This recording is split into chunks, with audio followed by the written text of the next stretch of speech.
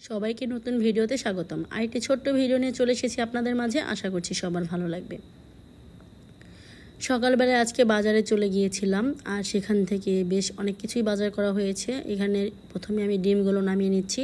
ডিমগুলো পলিথিন থেকে নামিয়ে তারপর আমি কিছু নাস্তা এনেছি, সেগুলো দিয়ে দেব সবাইকে খাওয়ার জন্য। এরপর আমরা বাজার সদাই সব গুছিয়ে রান্না বসিয়ে দেব। এই তো ডিমগুলো সব গুছিয়ে নিলাম। এরপর এখানে পুরি সিঙ্গারা এগুলো এনেছি, এগুলো বের করে দিচ্ছি। বাচ্চারা এখন নাস্তা করে নেবে। প্রায় 11টার মতো বেজে গিয়েছে, তাই এখন নাস্তাটা দিয়ে দিচ্ছি। সবাই তো সকালে নাস্তা করেছে, এখন একটু হালকা পাতলা নাস্তা করে নিক। এরপর আমরা রান্নাবান্নায় চলে যাব।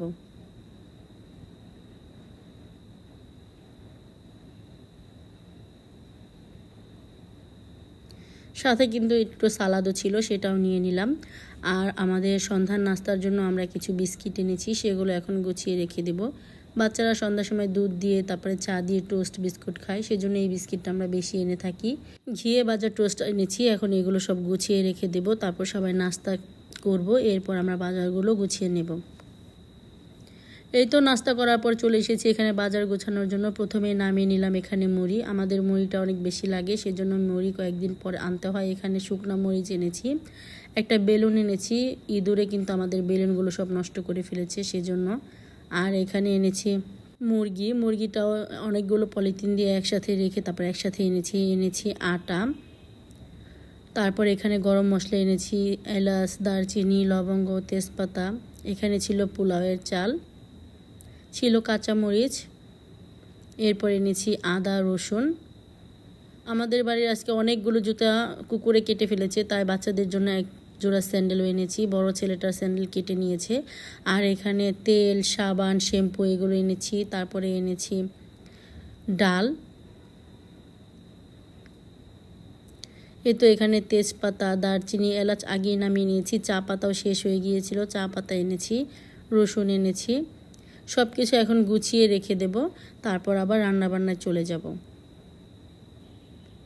আমাদের বাজারগুলো দেখতে কেমন হয়েছে অবশ্যই কমেন্ট করে জানাবেন। এই তো আমার বড় ছেলের জন্য একটা স্যান্ডেল এনেছি বাসায় পরার জন্য। শুকনা মরিচ কিন্তু বাজারে অনেক একটু ভিজা ভিজা থাকে, সেজন্য যেহেতু অনেক রোদ ছিল ছাদে, তাই সাথে সাথে রোদ দিয়ে দিলাম। 2-3 দিন রোদ দিয়ে রাখলে মরিচগুলো কিন্তু আর নষ্ট হবে না। আমরা যেহেতু ভর্তাটা একটু বেশি খাই, তাই আমাদের শুকনা মরিচ অনেক লাগে। এগুলো শুধু ভর্তা খাওয়ার জন্য আনা হয়েছে। আর এই মরিচগুলো প্রচুর ঝাল, 3-4টা দিলে কিন্তু একটা ভর্তা হয়ে যায়। মরিচগুলো ছাদে আমি সুন্দর করে রোদ দিয়ে রেখে যাব। এরপর মুরগিগুলো কেটে নিতে হবে, মুরগিটাও নামিয়ে নেব। এই তো নিচে চলে এসেছি রান্না করার জন্য। মুরগিগুলো প্রথমে আমি ব্যাগ থেকে নামিয়ে নিচ্ছি।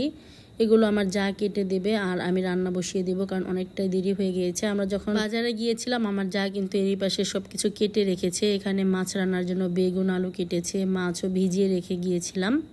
এই মাছ দিয়ে বেগুন, আলু দিয়ে রান্না করব। সাথে মুরগির মাংস রান্না করব। আলু কেটে নিয়েছি, পেঁয়াজ, কাঁচামরিচ সবই কেটে নিয়েছে আমার যা। এখন আমি রান্নাটা বসিয়ে দিয়েছি। এখানে প্রথমে ভাত বসিয়ে দিয়েছি আর মাছগুলো ভেজে নিচ্ছি। আর সাথে কিন্তু আমার যা এখানে মুরগিগুলো কেটে নিচ্ছে। আমার রান্নাঘরের পাশেই কিন্তু আমাদের কলে পাশ, সেখানে মুরগিগুলো কেটে নিচ্ছে আর আমি এখানে মাছ ভাজছি।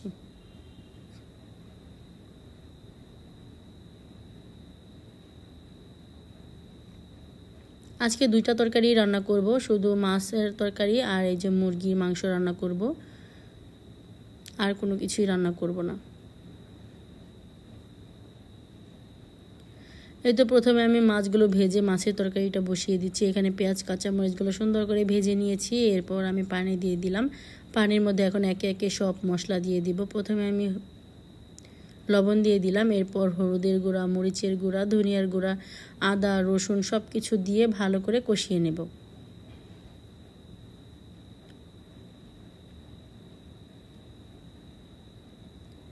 মশলাটা কিন্তু সুন্দর করে কষিয়ে নিয়েছি। এখন আমি বেগুন আর আলুগুলো দিয়ে দিলাম। এখন ভালো করে কষিয়ে নেব।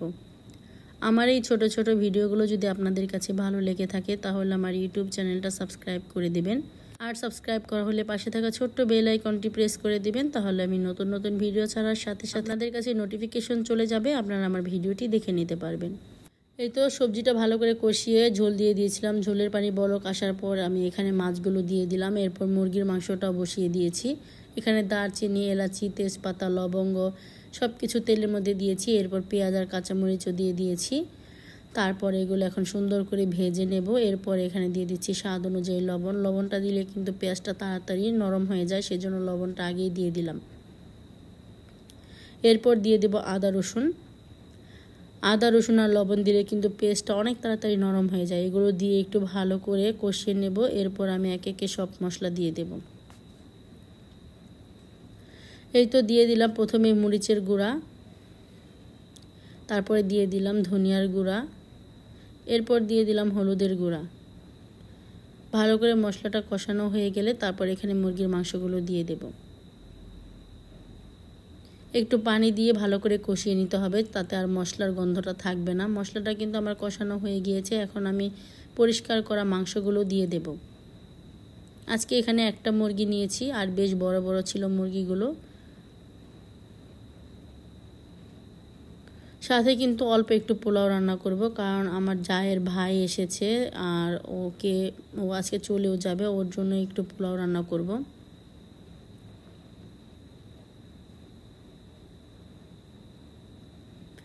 এই তো মাছের তরকারিটা হয়ে যাওয়ার পর পাশে ছিল মুরগির মাংস বসিয়ে দিয়েছি, আর এই পাশে আমি একটু পোলাও রান্না করছি। 1 কেজি চালের মতো হবে। 1 কেজি চালের পোলাও রান্না করলেই হয়ে যাবে। বাড়িতে এখন লোক সংখ্যা কম, সেজন্য অল্প একটু পোলাও রান্না করে নিচ্ছি।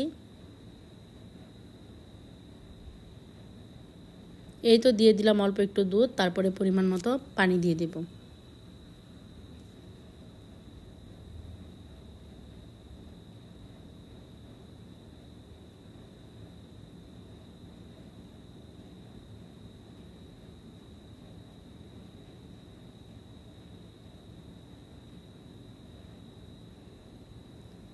আর এই পাশে কিন্তু মুরগির মাংসটা কষানো হয়ে গিয়েছে। এখন এখানে আরও একটু আলু দিব, আরও কিছুক্ষণ কষিয়ে তারপর ঝোলের পানি দিয়ে দেব।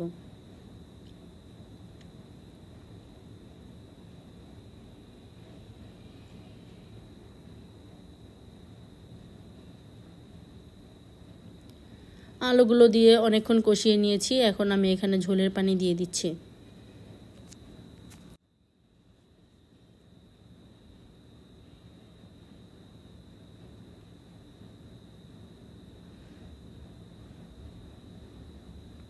ঝোলের পানি দিয়ে ঢাকনা দিয়ে আস্তে আস্তে মাংসটা রান্না করে নেব, তাহলে কিন্তু সব রান্না হয়ে যাবে। ভাত আগে রান্না করে ফেলেছি, এখন মাংসটা রান্না করলেই রান্না শেষ।